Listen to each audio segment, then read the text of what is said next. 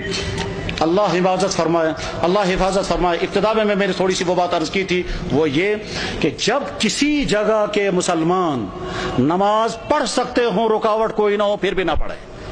جب کسی جگہ کے مسلمان روزہ رکھ سکتے ہوں اور سستی کی وجہ سے روزے نہ رکھیں، جب کسی جگہ کے مسلمان زکوٰۃ دے سکتے ہوں پھر بھی نہ دیں، جب کسی جگہ کے مسلمان حرام کاموں سے بچ سکتے ہوں پھر بھی نہ بچیں، جب کسی جگہ کے مسلمان قرآن پڑھ سکتے ہوں پھر بھی قرآن کے ساتھ ان کا تعلق قائم نہ ہو، جب کسی جگہ کے مسلمان اپنی نبی کی ایک سنت پر عمل کر سکتے ہوں پھر بھی نہ کریں، تو اللہ تعالیٰ شانوں کی طرف سے کبھی خطرناک فیصلے آتے ہیں۔ وہ یہ کہ جب تم آزادی کے دور میں میرے دین پر عمل کر سکتے تھے پھر بھی تم نے عمل نہیں کیا، تو میں ایسے حالات لے آؤں گا کہ تم چاہو گے بھی عمل کرنا تو کر نہیں سکو گے۔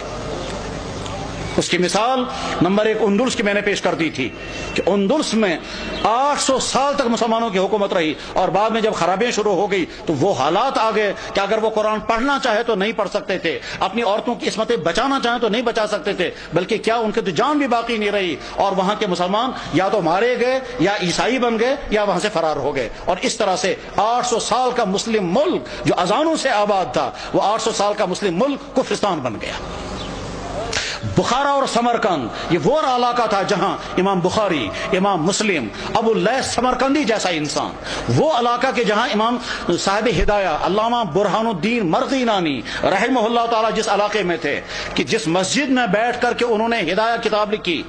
اور 13 سال لگے کتاب لکھتے ہوئے، اور 13 سال مسلسل انہیں روزہ رکھا، گھر والوں سے کھانا آتا تھا، وہ کھانا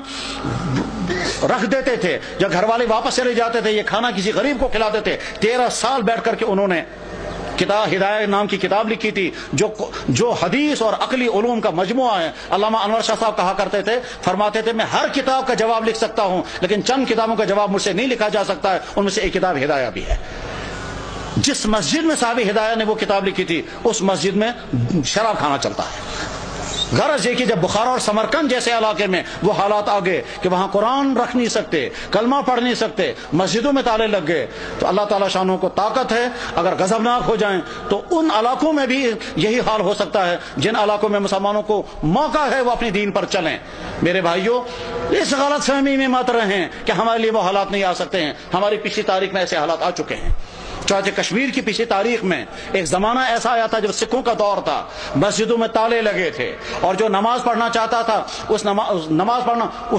اس کی جسم سے کھال نکالی جاتی تھی سب لوگوں کے سامنے تاکہ باقی لوگ نماز نہ پڑھیں۔ سری نگر کی جامع مسجد میں گھوڑے باندھے گئے تھے، تمام مسجدیں مسمار کر دی گئی تھی، اس وقت لوگ نماز پڑھنا نہیں پڑھ سکتے تھے، یہ اذانیں بین ہو گئی تھی۔ جب کسی جگہ کے مسلمان اپنے دین کی ناقدری کرنے لگتے ہیں تو ایسے حالات آ سکتے ہیں، اور اس کی مثال اس بات کی مثال نہیں کہ مسلمانوں نے ناقدری کی، وہ تو ظلم ہے، لیکن مثال ہمارے سامنے ہے برما کے حالات، جہاں کی مسجدیں ختم، جہاں کے مدرسے ختم، جہاں کی داڑھیوں کے ایک بال کر کے نوچتے ہیں، جہاں علماء کو کھڑا کر کر کے اور سوئیاں مار مار کر کے ان کو شہید کرتے ہیں، جہاں ایک ایک مسلمان خاتون کے ساتھ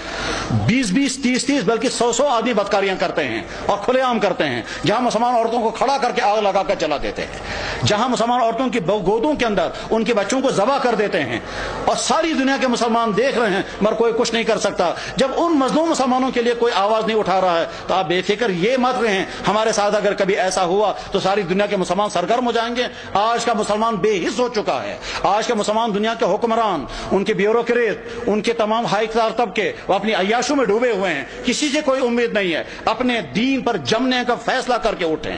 اپنے ایمان پر قائم رہنے کا فیصلہ کر کے اٹھیں، اپنے دین پر چلنے کا فیصلہ لے کر اٹھیں، اپنے گھروں کے اندر دیندار گھر بنانے کا فیصلہ لے کر اٹھیں، اپنے بزنسوں کو مسلمان بزنس بنانے کا فیصلہ لے کر اٹھیں، اپنے فنکشنوں کو دین کا فنکشن بنانے کا فیصلہ لے کر کے اٹھیں۔ جب مسلمان حرام سے بچ سکتا ہو اور پھر بھی نہ بچے وہ شرابیں پیے تو حالات ایسے آ سکتے ہیں کہ زبردستی مسلمانوں کو شراب پلائی جائے گی۔ جب مسلمان داڑھی رکھ سکتا ہو اور نہ رکھے تو بعد میں ایسے حالات آ سکتے ہیں کہ رکھنا بھی چاہیں تو نہیں رکھ سکتے۔ ساری ترکی کے اندر مسلمان داڑھی رکھ نہیں سکتا حالانکہ سارا مسلمان ملک ہے۔ تو ایسے حالات آ سکتے ہیں، اس لیے اپنے دین کے ساتھ وفاداری کا فیصلہ کرو، ورنہ تو ایسا ہو سکتا ہے کہ اللہ جب تم میرے دین کے ساتھ وفاداری نہیں کرو گے تو میں تم پر ایسے حالات لا سکتا ہوں کہ تم چاہو گے بھی میرے دین پر عمل کرنا تو کر نہیں سکو گے۔ اللہ جل شانہ اس برے انجام سے ہم سب کی حفاظت فرمائے، ہمارے اکابرین کی حفاظت ہو، مدارس کی، مساجد کی، دین کے و دینی اداروں کی، دین کے کام کرنے والوں کی اور دین پہ جننے والوں کی مدد فرمائے۔ وآخر دعوانا ان الحمد للہ رب العالمین برحمتک یا ارحم الراحمین، آمین۔